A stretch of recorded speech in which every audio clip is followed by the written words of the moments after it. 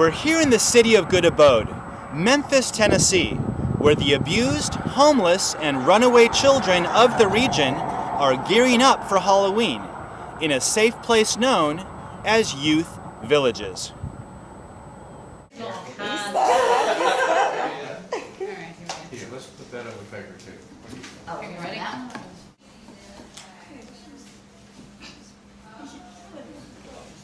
That's the mouth. My name is Megan Holgan. I'm the volunteer coordinator with Youth Villages here in Memphis. Youth Villages started in 1986 with a merger between Boys Town campus and Dogwood Village campus, two residential facilities here in the Shelby County area. We were serving a small number of children, but in the years that we've been operating, we've expanded to 10 states. We expanded not only to residential treatment, but we also serve children in the home through our intensive in-home counseling. We have foster care, we have adoption, we have transitional living services, group homes, mentoring. We serve over 15,000 children in the coming year. So we've really expanded from those first days in 1986. Still don't want to use the letter? Oh.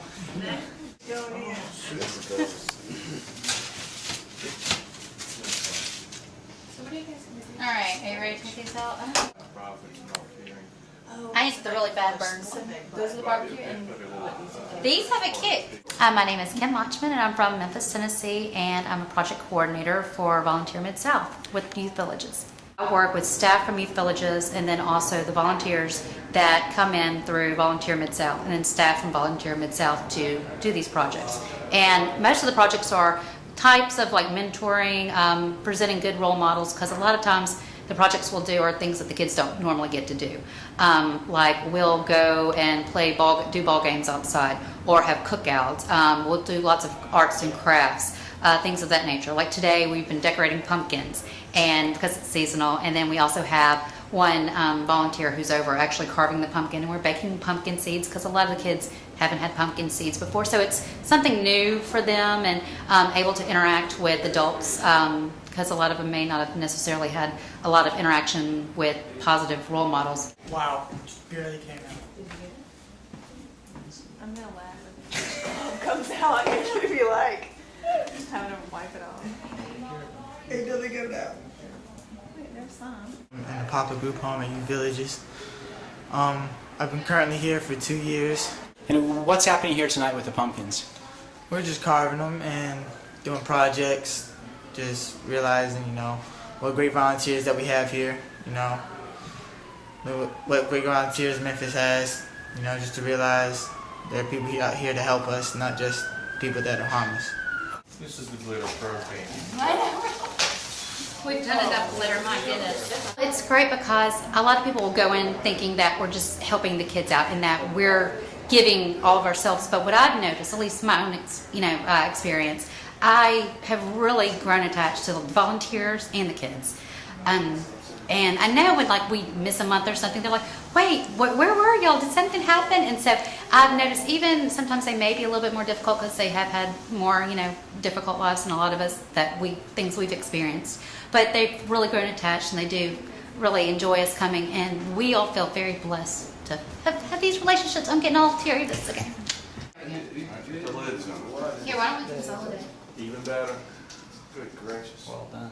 You know what? Chainsaw. But the thing is, I have to take press. Like when John West used to take it from me, he'd go out. Hello, my name is Miss Tiffany Dickerson. I am currently an overnight teacher counselor here at Youth Villages on Poplar.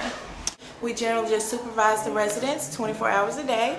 We teach them everyday life skills. We supervise them at night because we're here 16 hours on the weekends. So therefore, we're just here to monitor their needs. A group home is a level 2 residential facility. It serves children who are not quite safe to live at home currently, but don't need that really high intensity level of residential treatment that many people are familiar with. The children here are able to go to public school, they're able to get jobs in the community, but they're still living here at the group home where we have staff 24/7. They have individual therapy with a counselor, they also have group therapy with a counselor, but it's helping the children transition back home, back into the community. The doors aren't locked. The boys, we put a lot of trust in the boys to follow the rules here, and we're really helping them get used to a home setting before they go back home to live with their families. Do it like sort of a puzzle, and then push it all the way through, and then push it all the way through. It's like ketchup on Last year, I started cutting into the other pieces. And then we get it. Yeah, because you can't go in at an angle, you have to go straight. You gotta go straight in. Okay, when you talk about mentorship, folks who have been able to mentor you in your life, why is that important? Well, the mentoring program is important because there's kids that need help, and there's kids that need older brothers and sisters that haven't had them in the past. So my mentor is sort of like an older brother / father for me, because my father was actually never there. So I kind of look up to him, and he's like a big brother to me. If you've got boys and girls who are watching across the country, what would you say to them? Well, all I gotta say is, there's people out there that like to help. Don't try to hide. Try to trust people, because when you're down and lonely, there's always someone you can talk to. Don't just try to hide your feelings. I encourage everybody to go and do volunteer activities, whether it's with kids, adults, soup kitchens. There's something that all of us can do. So just go out and just do something. There are jobs in this world, and then there's jobs where you're actually helping folks. Mm-hmm. How does it feel to stand up and help your fellow man? I love it. It makes you, when we leave here, you have that warm feeling in your heart. You just feel really warm on the inside for it. Like you help this child, because the child, some days they have their ups and some days they have their down, but when you know that you talk to the child at the end of the evening, you feel more comfortable with yourself, knowing that they feel good about everything. And my inspiration, I love it. Like I said, I love it. I love helping them. It puts a smile on my face because it puts a smile on their face. So we want to get the community as involved as possible to help that transition with the kids going home. I tell people these kids are coming back to your neighborhood, so we can either invest in them and help that transition, or we can ignore them and just hope for the best. So we definitely try to get the whole community involved in working with these young men and young ladies, so that when they go back home, they know people, their families are supported, there's church involvement, there's school involvement, nonprofit involvement, so that we're really helping the whole ecosystem that the child is going back to. I would just like to say that volunteers make such an important impact in the lives of our young men and our young women. I cannot speak enough to how important volunteerism is.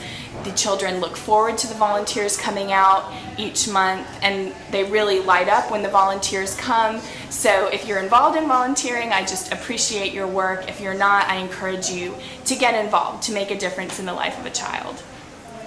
Thank you very much. Yeah, thank you.